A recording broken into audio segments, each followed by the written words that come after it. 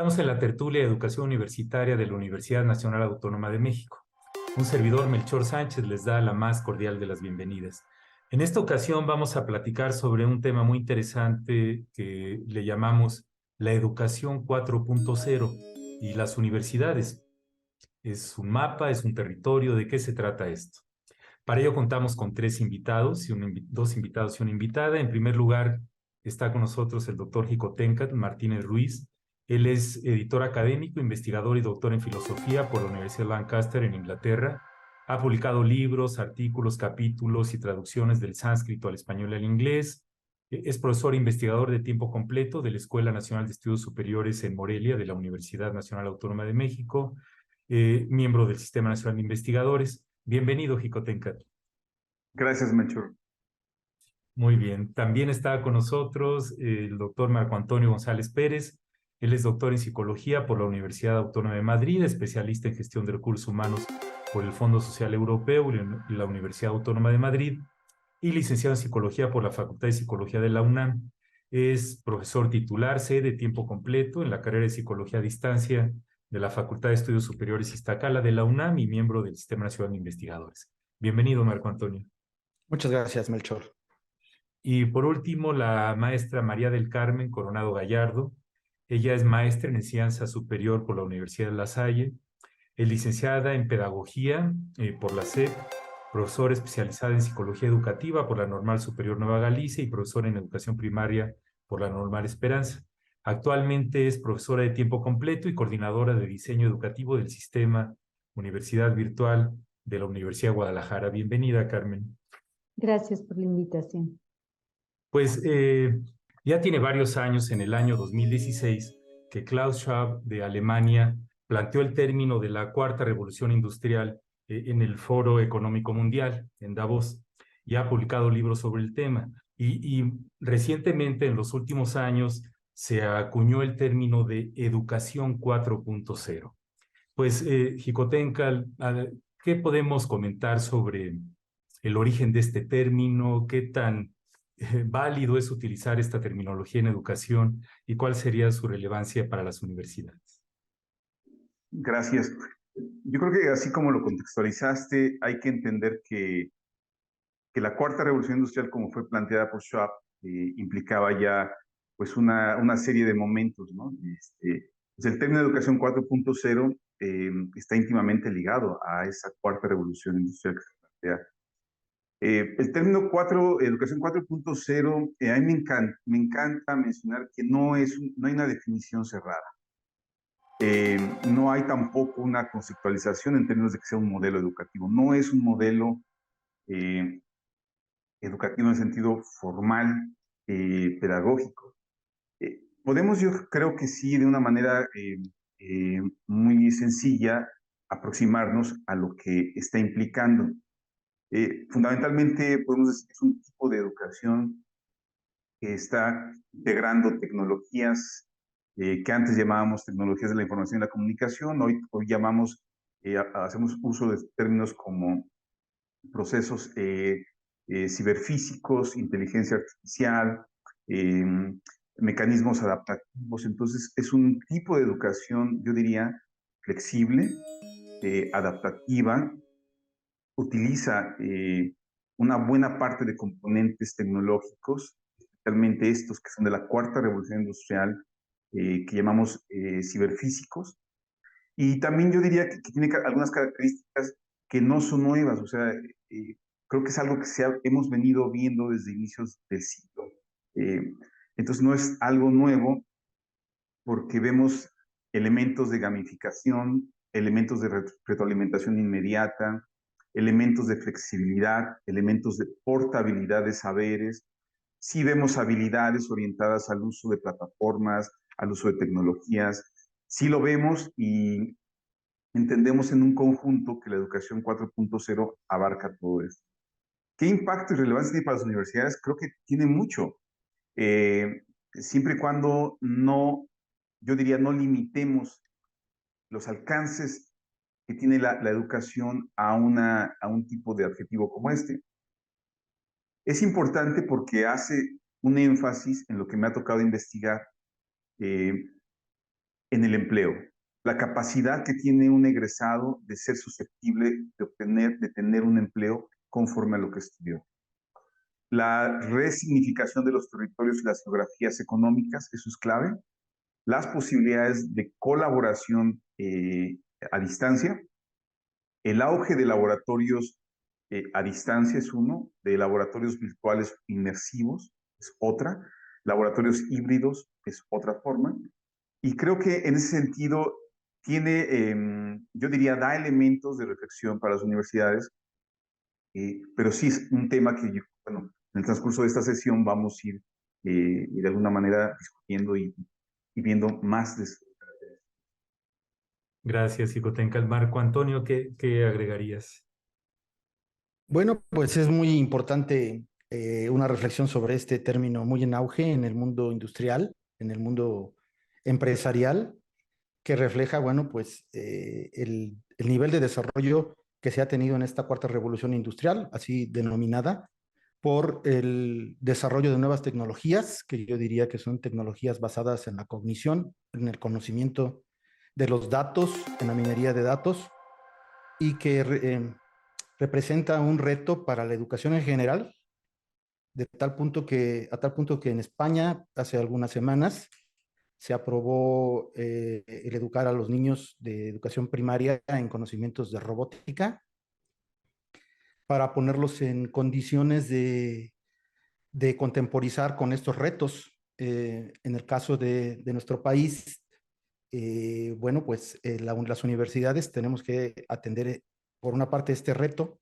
de la industria y de las empresas, de poder hacer que nuestros egresados, pues, generen formas de aprendizaje que sean acordes con estas nuevas tecnologías masivas de manipulación, de manejo de datos, de reconocimiento de preferencias, de patrones conductuales.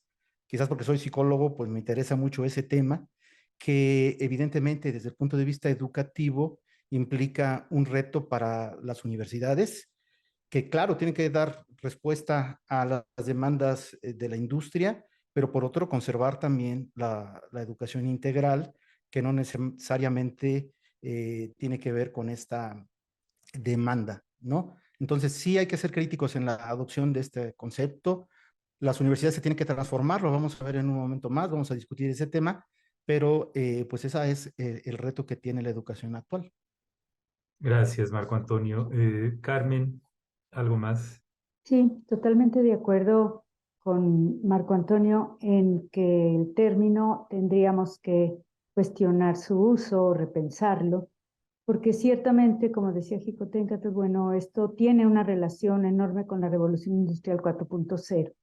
Entonces, pareciera que es una respuesta.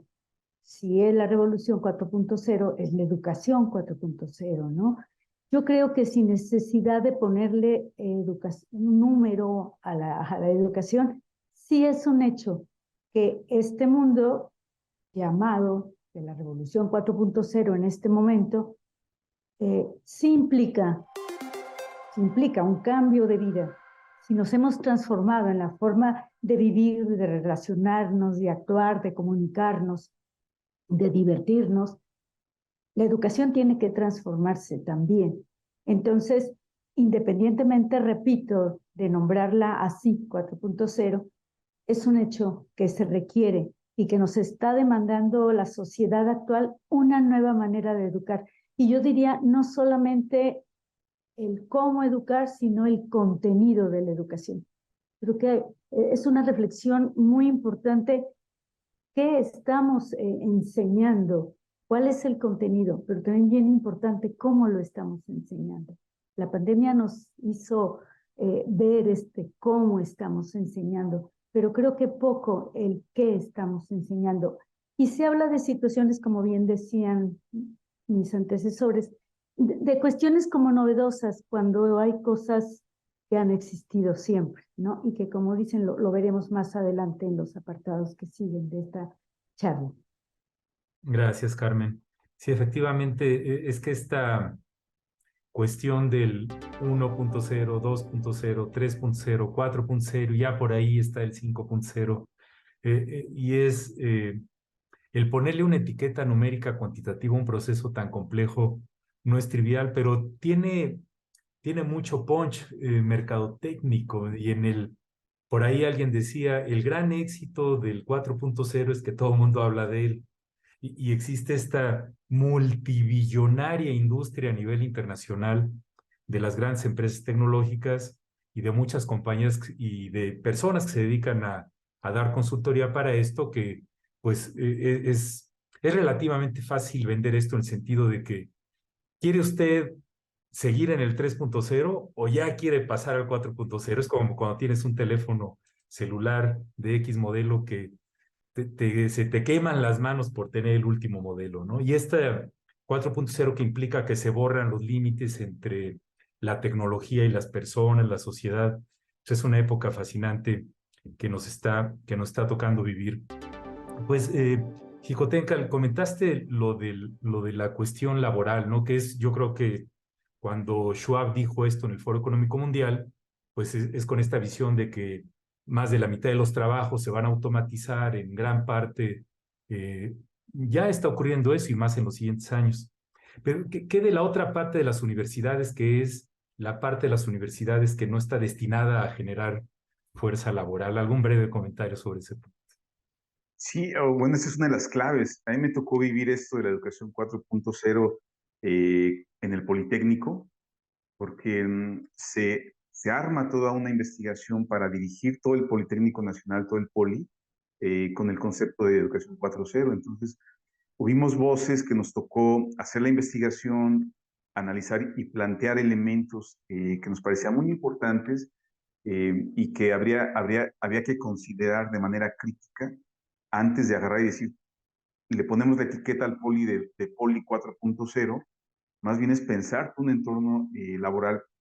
El entorno laboral que comentas, Melchor, ese es fundamental porque vimos casos concretos, para el Politécnico me tocó analizarlos, donde había carreras que ya la caída en términos laborales era clarísima. Escuelas de textiles, por ejemplo, que seguían operando con maquinaria de hilado tradicional, o hilados todavía de lo que entre comillas llamaríamos segunda revolución industrial eléctrica, ¿sí? Y obviamente el contraste con otras escuelas del Politécnico, donde se desarrollaba telemática, inteligencia artificial, ciberfísicos, etcétera. Entonces, sí se hace un mapeo importante en términos laborales. En términos laborales implicaba la salida o sea, salida de egresados a ciertas plantas específicas en México. No toda la cuarta revolución industrial implicaba que el país, todo México, estuviera en eso, por tanto, no toda la educación, lo cual significaba que solamente algunas plantas, Mercedes-Benz, todo el Bajío, en automotrices, por ejemplo, en San Luis Potosí, estaban claros e identificados los puestos laborales, unos cuantos, que iban a estar representando la salida de alguien formado en una educación 4.0 hacia ahí. Entonces vimos que no podemos homogenizar, no podemos pensar que sea algo parejo para todas las formaciones ni todos los escenarios de un país tan diverso como México ni América Latina. Vemos que es algo que podemos seguir explorando. La relación tradicional entre la industria, la sociedad y las universidades y los gobiernos y las organizaciones no gubernamentales es compleja, ¿no? Es dinámica, es fluida, pero hay una enorme presión y más ahora después de la pandemia por repensar qué tipo de profesionistas estamos formando para el teletrabajo, para una sociedad que tiene que estar más lista para el calentamiento global y las secuelas enormes que está teniendo la pandemia desde el punto de vista biológico y económico. Marco, ¿cuáles podrían ser algunas de las implicaciones del uso de este término para profesores y estudiantes? ¿Realmente es importante que lean sobre el tema y que se sumerjan en el concepto? ¿Qué pros y contras tiene su uso? Pues yo considero que es importante reconocer que vivimos en una sociedad digital, que esta sociedad digital ha venido transformándose a pasos agigantados, que es necesario que la educación y las universidades reconozcan esta realidad que ya hemos venido, pues, reconociendo sobre todo desde la pandemia y el modelo de enseñanza de emergencia remota que llevamos a cabo, en el cual, pues, hemos visto los profesores que tenemos estudiantes que están acostumbrados a la interacción mediada por tecnología, que es una generación diferente y que le exigió a los profesores, por una parte, adecuarse a las condiciones de la educación mediada por tecnología y aprender a utilizar aplicaciones, programas, etcétera. Y por otra parte, igual los estudiantes tuvieron que, todo ese conocimiento que tienen en el uso de tecnologías, en la constante comunicación con sus compañeros o amigos, utilizar las redes sociales, ellos tuvieron que orientarse a utilizarlas para la educación. Esto implica también el hecho de que hay una presión de los sectores productivos para que los estudiantes puedan responder al uso de tecnologías como las que mencionamos hace un momento, eh, que ahora están muy en boga, que básicamente tiene que ver con el uso de bases de datos y el conocimiento de la gente, del consumo, etcétera. Y esto, evidentemente, que para la universidad, pues necesitamos reconocerlos y hacer una discusión muy profunda sobre qué es lo que tenemos que cambiar en los currículums, en la formación profesional, currículos más flexibles, utilización de tecnología en profesores y capacitación en profesores y alumnos, me parece. Gracias, Marco Antonio. Carmen, algunos comentarios sobre este punto. Sí, en la Universidad de Guadalajara el término no se escucha mucho. No es una prioridad llamarle 4.0 a la educación. Lo que sí estamos empeñados es en ese nuevo estudiante que ahora tenemos y que hemos percibido desde antes de la pandemia. Les comento, tenemos una maestría para profesores de educación media básica y es tan constante que entre las problemáticas que plantean para sus investigaciones, los muchachos han cambiado, a los muchachos ya no les interesa aprender, no sé cómo motivarlos, están distraídos en clase, no hacen trabajos, etc. Usan mucho la tecnología, pero para divertirse, no se interesan a veces en un uso para aprender. Entonces, son generaciones diferentes y tenemos que reconocerlo. Entonces, ellos no quieren leer poco, la inmediatez es lo suyo, lo rápido, las respuestas prontas, y a veces caemos en la superficialidad, ¿no? Entonces, yo creo que lo que debe guiar el quehacer de nosotros ahorita como instituciones de educación superior no es tanto el término, sino la importancia de dar esa respuesta a la problemática actual, ¿no? Se requieren nuevas formas de acercarnos, ¿no? ¿Cómo no cuestionar ni decir que es bueno o malo, es y punto? ¿Y cómo entonces reconocemos esta manera diferente y aprovechamos las tecnologías, por qué no? Pero con un uso pensado y en relación a lo pedagógico. He visto usos de la tecnología que uno se pregunta, sí, qué bonito, qué interesante, ¿y eso para qué sirve, no? Y costó tanto dinero o se desvelaron haciendo tal recurso y bueno, pues no se ve que aporte, nada más es novedoso, es espectacular, ¿sí? Y bueno, no nada más las editoriales, sino también otros grupos y universidades de otros países vendiéndonos su manera de de educar, ¿no? Eso a mí me parece preocupante y que tendríamos que cuestionarnos. Gracias, Carmen. Pues, Jicotencal, ¿cómo ves? Yo agradezco la contribución de Carmen y Marco Antonio, porque ahí por ahí vamos en esto. A mí me gustaría narrar brevemente la experiencia, o sea, qué impacto tuvo en docencia y en institución de educación superior. Primeramente, como discurso de plan de desarrollo de una institución, impacta todo, los planes de docencia, planes de actualización y planes de capacitación. ¿Qué hubo? Y me gustaría mencionar que gran parte de los docentes fueron capacitados. O sea, hubo una capacitación en muchos niveles, en cursos largos, diplomados, cursos breves, conferencias. Eh, Se orientaron muchos eventos educativos, muchos eventos de investigación hacia el 4.0 de acuerdo al área de conocimiento que manejaba el Politécnico.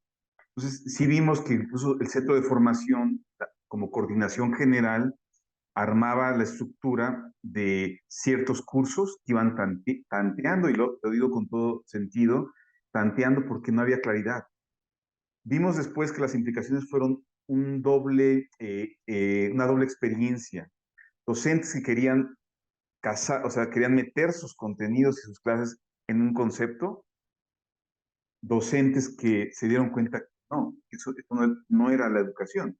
No podías eh, meter todo en un concepto, y también vimos docentes que reconocían que eran habilidades que ya estaban en curso. Ejemplo, se capacitó mucho para Educación 4.0 el uso de interconectividad, el uso de creación de redes de interconexión con plataformas de videoconferencia. Estoy hablando del 2018-2019, finales de 2017, 18 y 19.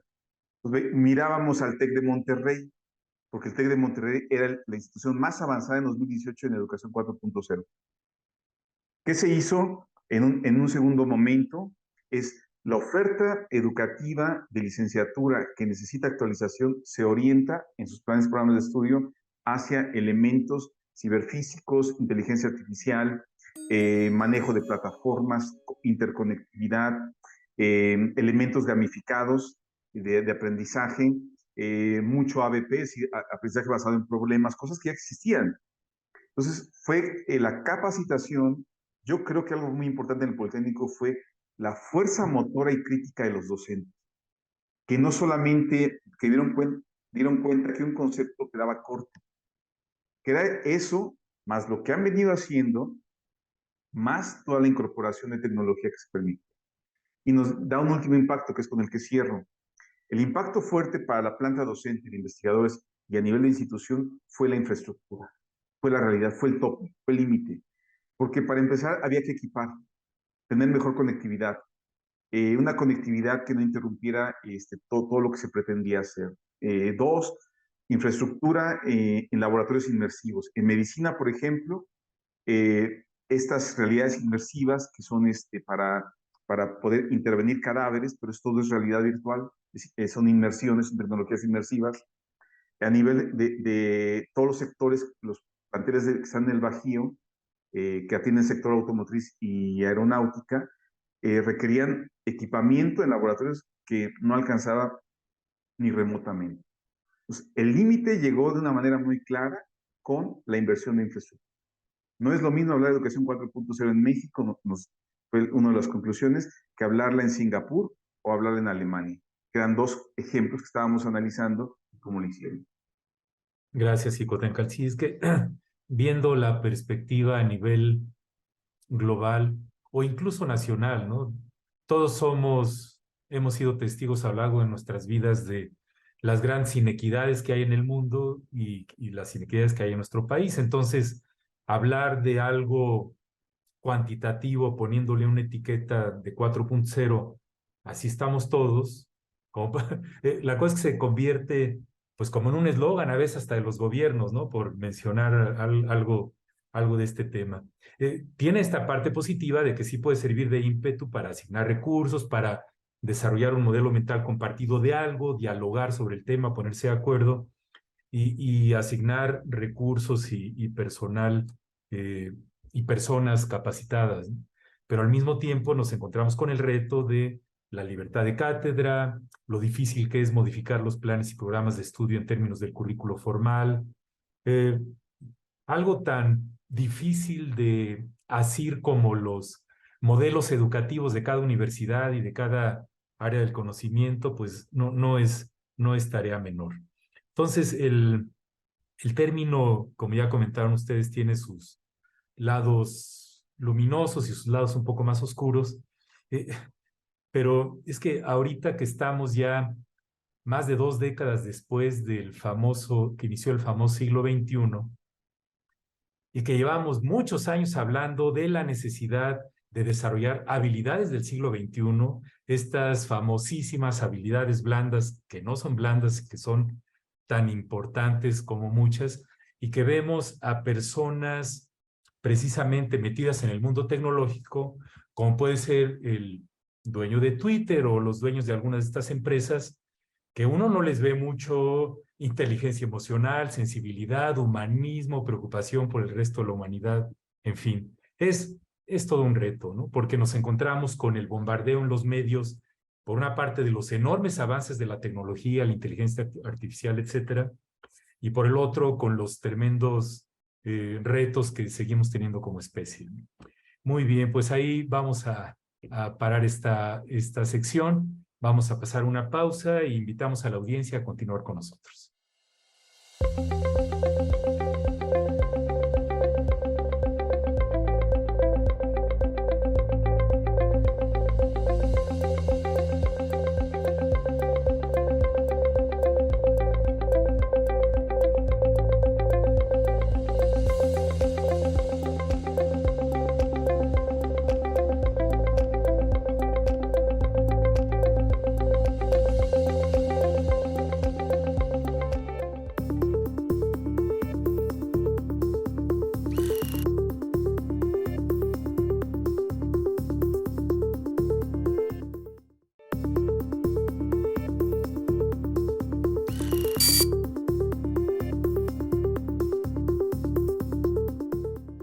Estamos en la tertulia de educación universitaria de la UNAM platicando sobre el tema de la educación 4.0. Recuerdo hace ya bastantes años cuando salió la versión 3.0 del sistema operativo de Windows, que fue como el primer sistema ya un poco más usable que empezó a darle la batalla al sistema operativo de las computadoras Apple Macintosh, ¿no? Y que después nos empezamos a acostumbrar todos a utilizar esto de incrementos, pero más pequeñitos, ¿no? El 3.1 y luego el 3.15 y así nos la llevamos en sistemas operativos, de cualquier cosa que hagamos, de nuestros dispositivos digitales y de muchas cosas. Pero en educación, pues el panorama es mucho más complejo y heterogéneo, ¿no? Pero al final del día, pues tenemos que seguir avanzando, no nos debemos de quedar anclados en el pasado. Carmen, ¿qué podemos hacer, pues, los profesores del hoy y los estudiantes de las universidades para empujar que algunos de los conceptos importantes de esta nube conceptual de educación 4.0 los podamos aprovechar de mejor manera y hacia dónde sientes que va esto? Creo que no es necesario el término, pero es importante tenerlo en la mente y entender lo que otras instituciones quieren decir por eso. Pero lo que dijo hace un rato Xicoténcatl a mí me hace mucho sentido. Ponerle números con la inequidad que existe en el mundo es un poco difícil y es querer comparar y no todos los países ni todas las instituciones de México pueden alcanzar niveles así nombrados. Y me pregunto también si eso que otras instituciones, otros organismos ponen como el punto de llegada, ¿será realmente el importante? Entonces yo me centraría en la formación de los ciudadanos y de los profesionistas que nuestro país requiere, ¿sí? Y que esa educación tiene que estar permeada por el uso de las tecnologías definitivamente. Y hay muchos aspectos de la tecnología que nos ha ayudado tanto. Yo trabajo en una universidad virtual y tenemos el gusto, el orgullo, la satisfacción de haber dado oportunidad a una cantidad muy grande de personas que si no existiera la modalidad totalmente en línea, nunca hubieran podido tener un título, unos estudios que les hubieran llevado a una vida mejor, a una vida más digna, más cómoda, Entonces, y que también su entorno puede verse favorecido con su presencia.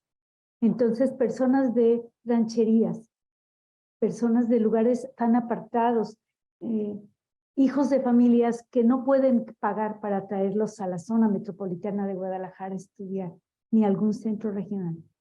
Amas de casa, mujeres que cortaron sus estudios porque se embarazaron, etc. Entonces, cuando esas personas agradecen a la universidad haberles dado no solamente una carrera, sino una manera diferente de ser y de vivir, que los empoderó y les hizo sentir que son capaces de buscar por ellos mismos, ¿sí? Porque podemos hacer eso. Entonces, yo insisto en que el término no tiene tanta importancia. Insisto, no es que desprecie ni mucho menos. Otros lo llaman así, hay que entender a qué se refieren y podemos dialogar perfectamente y aprender de ellos, ¿no? Pero yo no le veo, insisto, el sentido de poner números a la educación. Muy bien, gracias, Carmen. Pues, Jicotencal, algo más sobre estas aristas.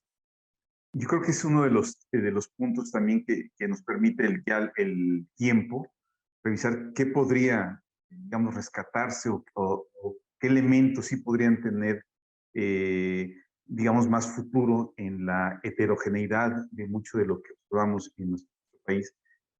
Recuerdo que uno de los elementos claves que fue subrayar el hecho de las llamadas soft skills, de las habilidades llamadas blandas, del el elemento creativo que se fue desarrollando después del libro de Schwab, de la gente que vino en 2017.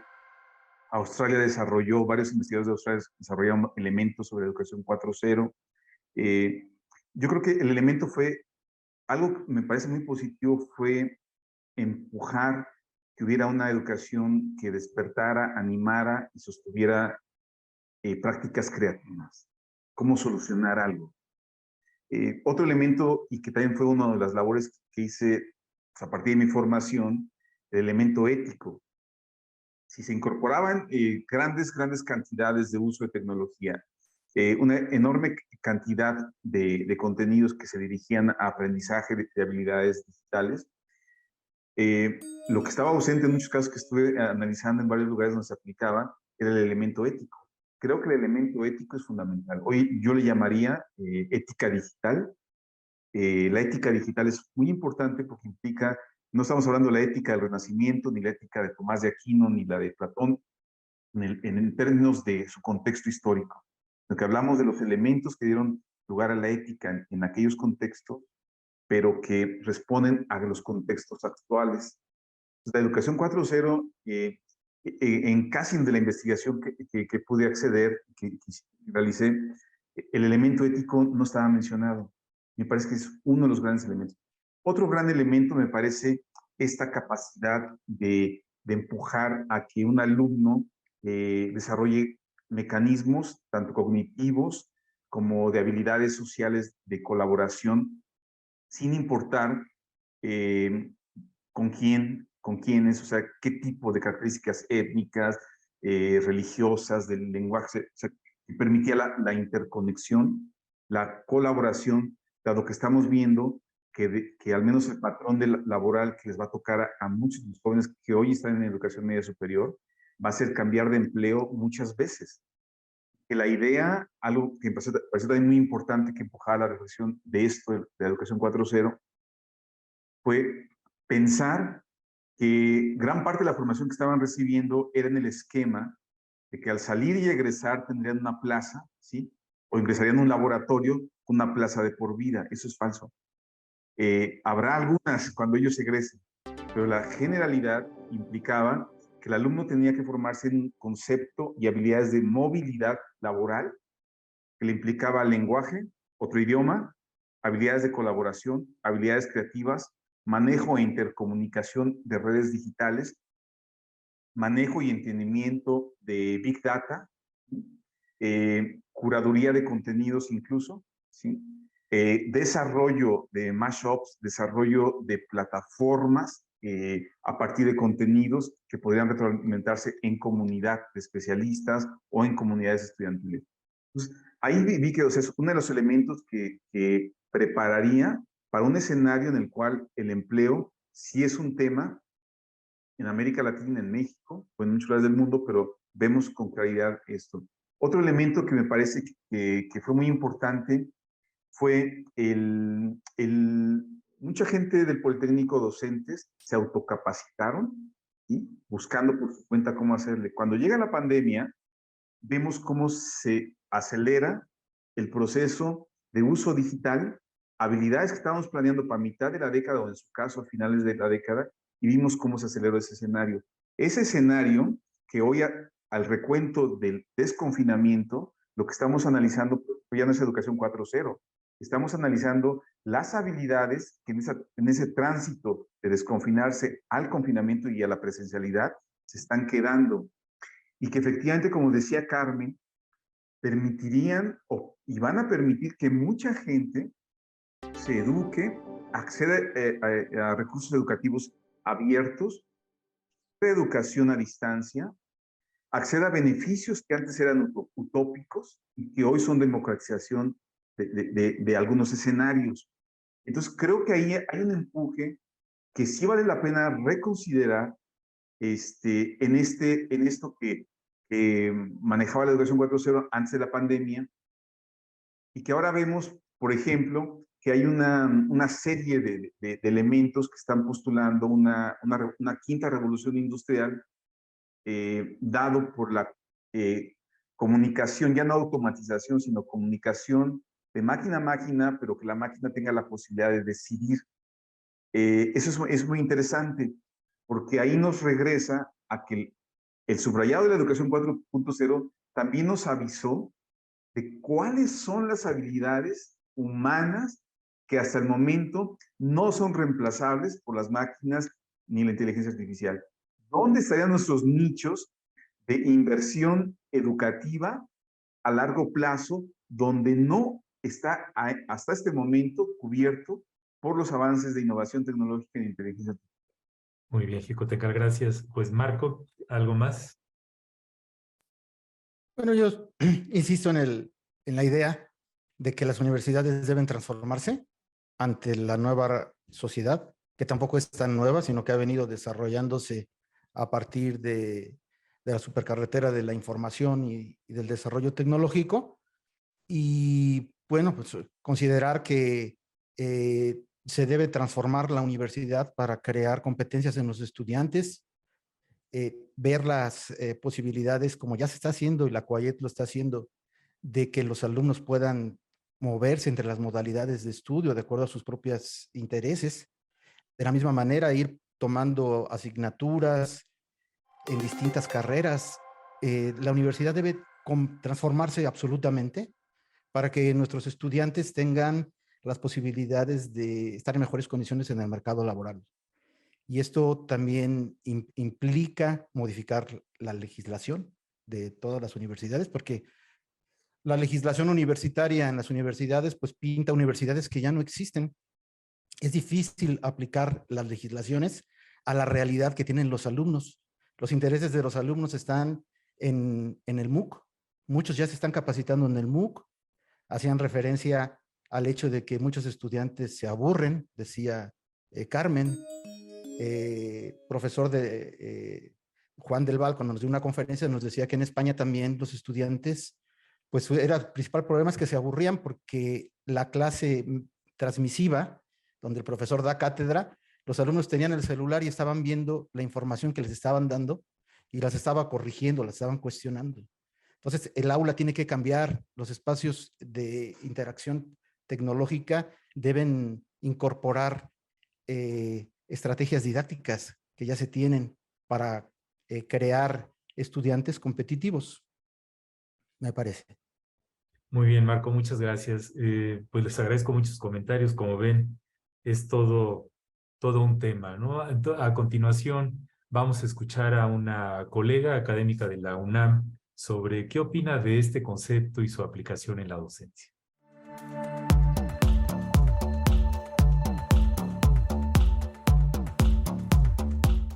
El ejercicio de nuestras prácticas como docentes están inmersas en ese universo educativo. Así, la formación y profesionalización docente en cuanto al uso pedagógico y didáctico de las tecnologías y los recursos digitales es determinante para que nuestra práctica educativa potencie los propósitos educativos de las actividades y las estrategias en las que se decide incorporar determinado recurso, software, plataforma o dispositivo, por ejemplo.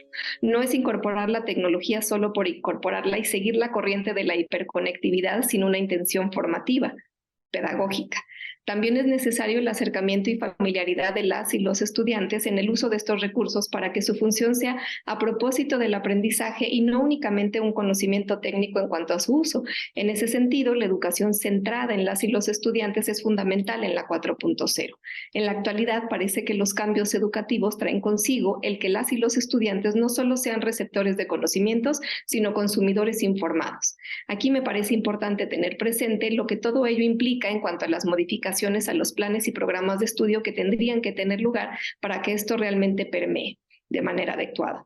En el ejercicio de la educación 4.0, muchos límites tradicionales en términos educativos podrían empezar a romperse para hacer frente a los retos de las inmensas oportunidades que se presentan. Sin embargo, en países como el nuestro estamos lejos de incorporar la realidad virtual de manera habitual en las aulas o la inteligencia artificial compleja, por ejemplo. Para ello todavía se requieren grandes esfuerzos.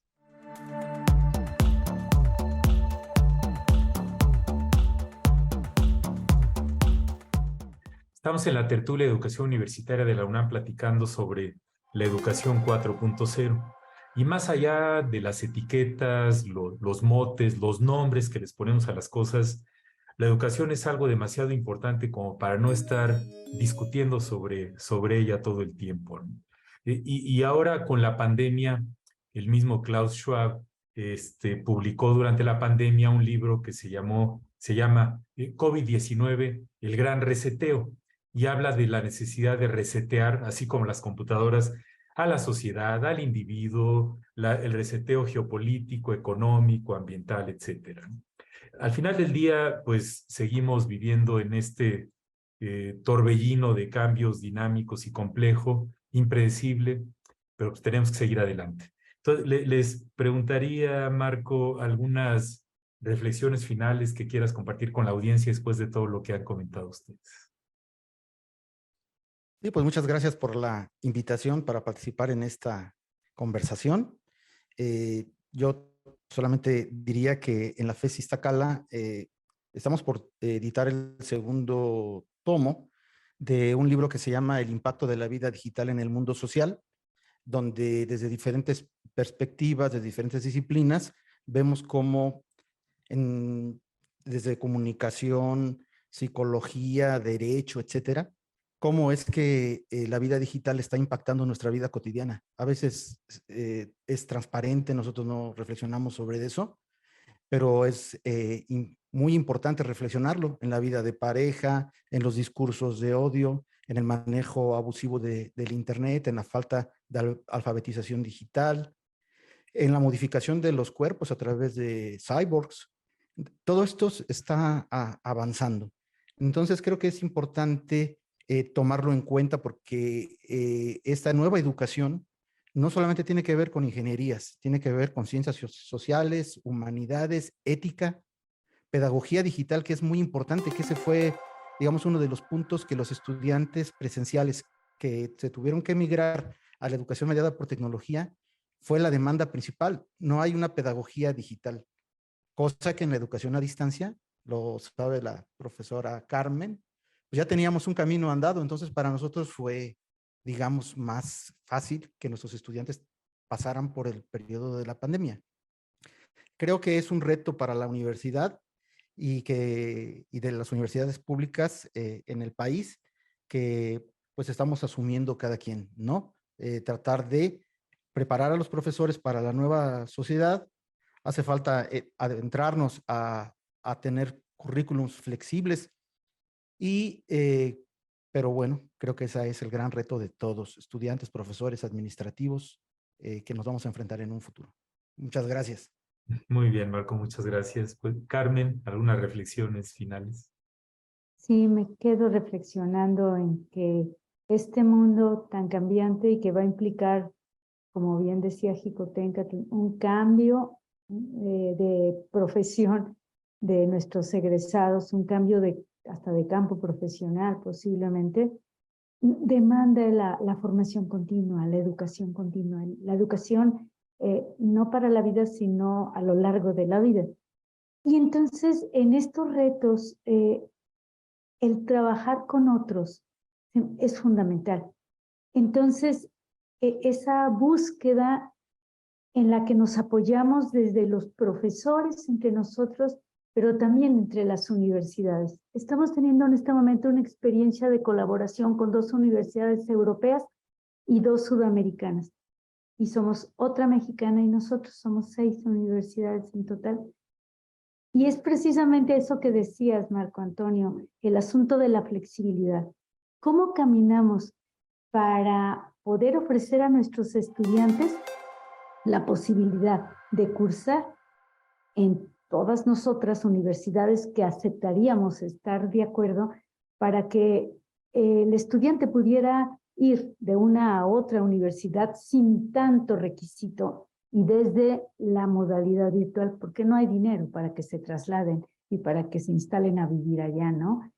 Y así junto con eso, junto con esa flexibilidad, la necesidad de personalización que la hemos estudiado, que la hemos comentado. El mundo ofrece servicios personalizados, como quieres los tenis, con estrellitas rojas o amarillas.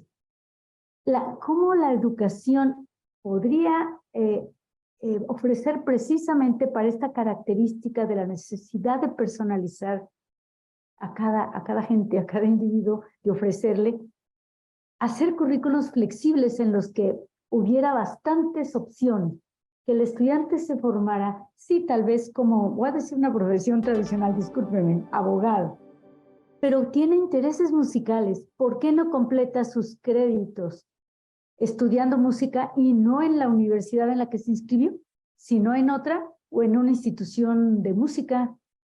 No sé, que le puede, y la universidad le acreditaría esos estudios, ese aprendizaje, ¿no? Suena utópico, no sé, pero creo que se ha hecho y se está haciendo en otras partes del mundo estos ejercicios y lo estamos intentando con un diplomado. Vamos a ver qué resulta. Pero es trabajar con otros, apoyarte en los otros, en los colegas, creo que es fundamental. Y por último, nada más la idea de formar al estudiante para la ciudadanía mundial. Mencionabas hace rato, Marco, el asunto de las violencias, de los odios, ¿no? Si lográramos educar también desde nuestras aulas, sin tener que ir a salir, porque no podemos, si podríamos salir, qué bien, ¿no? En esa visión de otras posturas, de otra manera de ver la vida, de otros valores, respetarlos, entenderlos y seguir con los nuestros, ¿no? Entonces, creo que lograríamos suavizar este mundo, ¿no? Muy bien, Carmen. Bueno, pues muy bien, muchas gracias por tu comentario. Jicoténcatl, ¿algunas reflexiones? Me encanta la puntualización de Marco Antonio cuando menciona la flexibilidad de estas estructuras curriculares, que es una de las claves, y esto de pedagogías digitales, efectivamente, ¿no? Es otro de los elementos que incorpora todos estos conceptos que vemos que ya estaban ahí. Y lo que dice Carmen de personalidad, la personalización de muchos elementos formativos, pues, o sea, cuando vemos algunas definiciones que empezaron a ocurrir en el 2017 de la educación 4.0, vemos eso, se define como una educación personalizada, que va a tener elementos donde el estudiante va a personalizar su forma y sus mecanismos de aprendizaje. También se ve el elemento de flexibilidad, que el currículo debe ser algo más flexible y no tan estrecho. Y entonces veo que, o sea, hay elementos que es muy importante reflexionar sobre educación, me queda clarísimo, sobre ese tipo de empujes que se abren y que a veces sí nos nublan la reflexión y deslumbran como modas, pero realmente requieren un tratamiento más reflexivo, de largo plazo, para entender que son procesos que vienen ocurriendo, como marca, por ejemplo, la idea de cuarta revolución industrial pero también la The Fourth Revolution o la cuarta revolución en el sentido de ciencia, que es la que postula el filósofo Luciano Floridi, que es una perspectiva de cómo la hiperconectividad nos arrojó a elementos donde el tiempo, el espacio, son dos de nuestros grandes temas alterados. O sea, son dos elementos alterados. En la educación 4.0, como la revolución industrial, la cuarta revolución industrial, el tiempo es algo bien importante, porque lo que estamos viendo es la transformación de la concepción y dinámicas de tiempo. La hipercomunicación, la comunicación instantánea, la interoperabilidad de plataformas en tiempo real, la comunicación, lo que se le enseñaría en cierta forma a los estudiantes para que logren tener interconectividad entre software, máquinas en tiempo real. Vemos que hay un elemento importante que no solo atañe a la educación 4.0 o a la cuarta revolución industrial, sino es parte de nuestro tiempo, es decir, la manera en que se alteró, que debemos pensar el concepto de tiempo, la idea del tiempo, y que es algo que de una u otra forma impactará muchas capas de la vida, ¿no? Entonces, ahí también creo que es importante esta reflexión. Y por último, mencionar que en dos textos que publiqué, creo que cuando estaba todo este empuje de analizar, ver, pre-pandemia, creo que 2019, ahí me enfoqué un poco en decir las aporías de la educación 4.0. Si bien era un discurso maravilloso que se formulaba en ciertos foros, McKinsey lo formulaba, la OECD retomaba elementos, el Foro Mundial Económico tomaba elementos, etcétera. También me parecía muy importante decir que eran aporías. Primera aporía, desigualdad. Claro, iba a traer habilidades digitales necesarias, sí, pero la desigualdad que implicaba era enorme porque solamente unos cuantos iban a estar dentro de ese círculo de atención de una planta que se comunica y que sabe cómo enviar la información de un dispositivo a otro, etc. Esa desigualdad iba a traer, obviamente, pues mayores elementos de ausencia de una justa distribución de ingresos. Dos, iba a traer elementos fuertes de deslocalización de la producción. Es decir, arma una cosa en China, otra en la India y otro cachito en México, en Guanajuato. Después arma todo el gasto de transportación para juntarlos en algún punto que quizás sea, no sé, Japón. Esa implicación de la deslocalización de la producción también tenía implicaciones fuertemente ambientales. Otro elemento de aporía que también me pareció importante era la homogeneización de los procesos, es decir, la homogeneización aparentemente disfrazada de libertad de elección y personalización, de dispositivo, de color, de pantalla, etcétera. También implicaba se desdibujaba el horizonte de la libertad, que es base de la ciudadanía, como mencionaba Carmen, ¿no? Entonces, hay elementos de aporía que se debe considerar en esto y que son temas abiertos, no solo para Educación 4.0, sino en general para nuestro tiempo. Muchas gracias. Muy bien, Xicotencalli, muchísimas gracias. Se nos termina el tiempo, entonces les agradezco a los tres por todos sus comentarios. Ha sido un placer escucharlos y se despiertan muchas reflexiones. Quisiera terminar el programa con una cita precisamente del mismo personaje que hemos mencionado varias veces, Klaus Schwab, el autor de la Cuarta Revolución Industrial, que dijo: la cooperación es la única cosa que nos redimirá como humanidad. Muchísimas gracias por su participación y nos estaremos viendo en una siguiente tertulia.